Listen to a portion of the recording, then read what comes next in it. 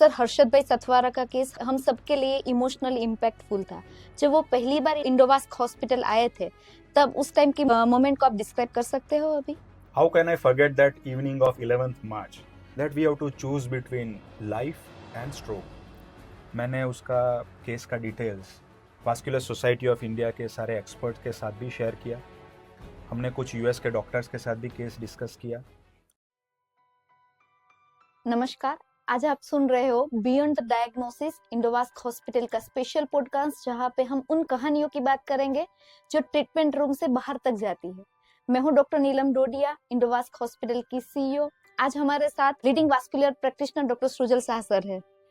Thanks doctor Neelam, it's always a privilege. Sir Harshad bhai Satwara का case हम सबके लिए इमोशनल इम्पैक्टफुल था। जब वो पहली बार इंडोवास्क हॉस्पिटल आए थे तब उस टाइम की मोमेंट को आप डिस्क्राइब कर सकते हो अभी? Sure, how can I forget that evening of 11th March. Usually हमारे यहाँ पर जो पेशेंट आते हैं उनके लिए पहले अपॉइंटमेंट के कॉल आते हैं। हर्षद भाई के लिए कॉल ऐसा था कि पेशेंट को कहीं से ब्लीड हो रहा है and we gave then appointment and as a emergency. शाम को 7 बजे वो पेशेंट हमारे यहाँ आए, उनको अटेंड करने के लिए मैं और हमारी पूरी टीम नीचे ईआर में पहुंचे। पेशेंट, उनके भाई, उनकी वाइफ एंड कुछ फैमिली मेंबर्स, बहुत सारे लोग साथ में थे। And instead of leg bleeding, जो कि वेरिकोज वेन का बहुत कॉमन सिम्टम है और उसके साथ पेशेंट आते हैं, यह पेशेंट को गले के पीछे के भाग में से ब्लीडिंग हो रहा था and somebody was pressing that. So मामला पूरा देख के एक चीज पता चली कि ये कोई सादा ब्लीडिंग नहीं है, this is something very serious. Sir आप एक केस के लिए थोड़ा और डिटेल में बात कर सकते हो?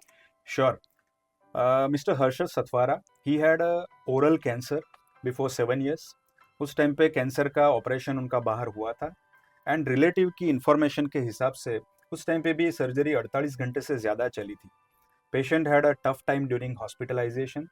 इवन सर्जरी के बाद भी उनको कुछ कुछ ब्लीडिंग गले के भाग में से हुआ था, which settle down over a period of time. Cancer surgeon and team had done a good job. Then patient की लाइफ अच्छे से जा रही थी। 4 साल गए और उसके बाद सडनली पेशेंट ने नोटिस किया कि गले के भाग में कुछ स्वेलिंग आना चालू हुआ।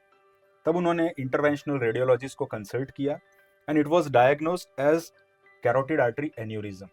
एन्यूरिज्म एक ऐसी बीमारी है जिसमें कोई भी नस फूलना चालू होती है एंड बड़ी होने की वजह से फटने का रिस्क रहता है। So before 3 years interventional radiologist ने उसमें कवर्ड स्टेंट डाल के वो एन्यूरिज्म का इलाज कर दिया। अगेन 1 साल अच्छा गया and then patient started developing swelling again. So इस टाइम पे उन्होंने एक अच्छे स्पेशलिस्ट इंटरवेंशनल कार्डियोलॉजिस्ट को कांटेक्ट किया।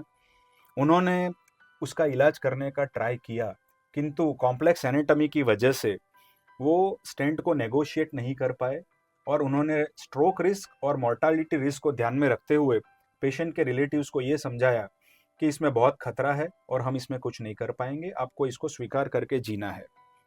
So patient and relatives described कि वो रोज मौत के गम के साथ, मौत की डर के साथ जी रहे थे एंड देन लास्ट 1 महीने से गले के भाग में से छोटा छोटा छोटा ब्लीडिंग आना चालू हुआ। जब वो हमारे यहाँ आए उस दिन काफ़ी ब्लीड हुआ था और किसी ने उनको सजेस्ट किया कि go to Indovasc and then they took our appointment और वो हमारे यहाँ पहुंचे। After the diagnosis of the case आपको सबसे ज्यादा क्या चैलेंजिंग लगा? जब मैंने पेशेंट को एग्जामिन किया, उनके गले पे हाथ रखा तो the whole thing was pulsating. Usually aneurysm एक ऐसी चीज़ है कि नली अपनी साइज से डबल साइज की होती है तो पेशेंट हमारे पास आते हैं। कैरोटिड आर्टरी 8-9 मिलीमीटर की आर्टरी है और यह पेशेंट का स्वेलिंग करीब 15 सेंटीमीटर का हो चुका था and it was pulsating like a bomb. So patient को अटेंड करने के बाद हमने उनके रिलेटिव को काउंसिल किया कि this seems to be aneurysm and patient को डेफिनेटिव डायग्नोसिस के लिए सिटी स्कैन के लिए भेजा। So I would like to show some photographs. If you see, this is the first photograph on presentation. Patient का गले का भाग जिसमें फ्लैप था वो पूरा उभरा हुआ है एंड उनको पीछे के भाग में से there was a bleeding from this back side. So यहाँ से वो ब्लीड पिचकारी के रूप में निकल रहा था। हमने पेशेंट को सिटी स्कैन के लिए भेजा। By night we got the CT scan report and if you see, the carotid artery is completely dilated. यहाँ से नस आती है एंड वो पूरे बॉल की तरह, पहले जो स्वेलिंग पीनट साइज का था, 3 साल पहले जो छोटे लेमन साइज का था, इस बार वो बड़े एप्पल की तरह प्रेजेंट हुआ। उसमें एक चैलेंज ये था कि ऊपर का जो स्टेंट जो 3 साल पहले डाला गया था वो पूरा एन्यूरिज्म में लटक रहा है। If you see this scan, ये स्टेंट का नीचे का भाग पूरा एन्यूरिज्म में खुल गया है सो नाउ, और कार्डियोलॉजिस्ट ने ऑलरेडी ट्राई किया था कि यहाँ से जाके उसको नेगोशिएट करे, बट वो फेल हुए थे. सो हमारे लिए सबसे बड़ा चैलेंज ये था कि कैरोटिड की एन्यूरिज्म को फटने से भी बचाए, पेशेंट के ब्रेन को ब्लड पहुंचे उस तरह से उसका इलाज भी करे, जिसमें स्ट्रोक का बहुत बड़ा खतरा रहता है. And relatives were a bit reluctant initially, so we had to do counselling and we call them again after 2 days. So जब हमने ये सीरियसनेस रिलेटिव्स के साथ डिस्कस करी, तो उनके फैमिली मेम्बर्स में से कुछ लोगों ने बताया कि हमें स्ट्रोक नहीं होना चाहिए. Then we had to inform them that we have to choose between life and stroke. There are certain diseases जहाँ खतरा बहुत होता है, फिर भी हमें उनको एक्सेप्ट करना पड़ता है और रिलेटिव को समझाना भी पड़ता है. सो हमारी दूसरी मीटिंग में बहुत सारे लोग आए थे, तब हमने उनको स्ट्रोक रिस्क एक्सप्लेन किया. ऑलमोस्ट 80% तक का स्ट्रोक रिस्क समझते हुए relatives were ready for the surgery because there was no other option. Then they agreed for the procedure and then we started planning about the case. ऐसी complex surgery team work के बिना कुछ नहीं होती है. सो आप क्या कहना है इस टीम वर्क पे? Absolutely. So, having seen the patient and CT scan, we realized that this is something very serious. And मैंने उसका केस का details vascular society of India के सारे एक्सपर्ट के साथ भी शेयर किया. हमने कुछ यूएस के डॉक्टर्स के साथ भी केस डिस्कस किया, और मेरी टीम में मैंने और डॉक्टर ऋषभ ने केस का पूरा डिटेल स्टडी किया. देन वी ऑल सेट, हमारे nursing staff, OT assistant and सब ने मिलके एक प्लान तैयार किया, जिसको मैंने बखूबी हमने पेपर के ऊपर मेंशन किया. ये केस में हमने ये डिसाइड किया कि it is not only one stage surgery, so we divided into 2 parts. पहले स्टेज में वी डिसाइडेड कि we will close the inflow and outflow, and ज़रूरत पड़ी तो हम सेकंड स्टेज में उसको ओपन सर्जरी में कन्वर्ट करेंगे, because intubation was very difficult. Patient की एनाटमी इतनी प्लास्टर्ड थी कि पेशेंट को एनेस्थेशिया देना was again a big challenge. So everything was planned and हमारे ओटी असिस्टेंट ने भी उस तरह से तैयारी करी. इस सर्जरी में हमें प्लास्टिक सर्जन की भी ज़रूरत लग रही थी, because it started with plastic surgery case. So we informed our plastic surgeon doctor Pramod Menon also. Anaesthetist को बहुत डिटेल में इन्फॉर्म किया गया कि यह सादा इंट्यूबेशन नहीं है. So we were ready with fibre optic bronchoscopy from the very first minute, and yeah, it's a very good teamwork which led us to a good recovery also. Okay, I actually want to know कि आपने exactly surgery में आपने और आपकी पूरी team ने क्या किया है. Right. So as I said, हमने प्रोसीजर को 2 पार्ट में डिवाइड किया. फर्स्ट स्टेज सर्जरी में हमने डिसाइड किया कि हम इनफ्लो और आउटफ्लो को बंद करेंगे. ओपन सर्जरी से कैरोटिड को बांधना या बंद करना was almost impossible because of the fibrosis.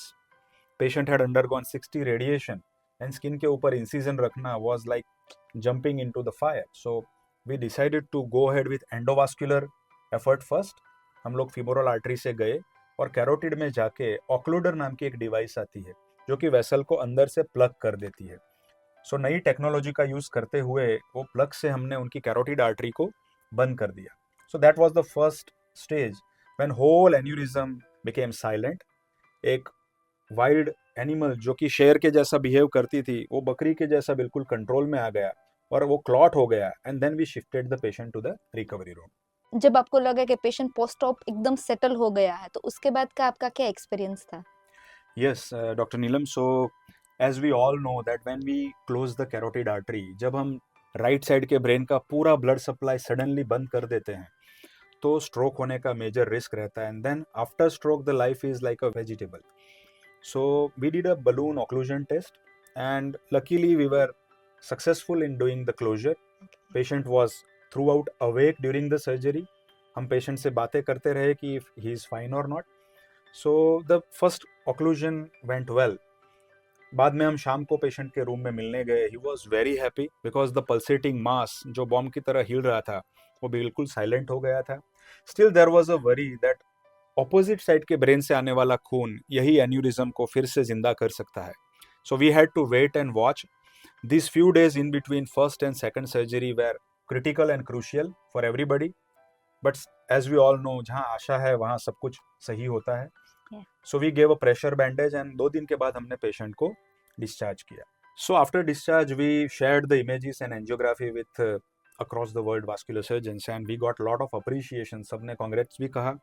और अभी एक चीज़ बाकी थी कि इतना बड़ा क्लॉट, ऑलमोस्ट 1 किलो का जो क्लॉट है, it is a very good medium for infection bacteria के लिए. And there was a stent graft inside, एक आर्टिफिशियल प्रोस्थेटिस अंदर था, तो उसको भी निकालने का एक पॉसिबिलिटी था.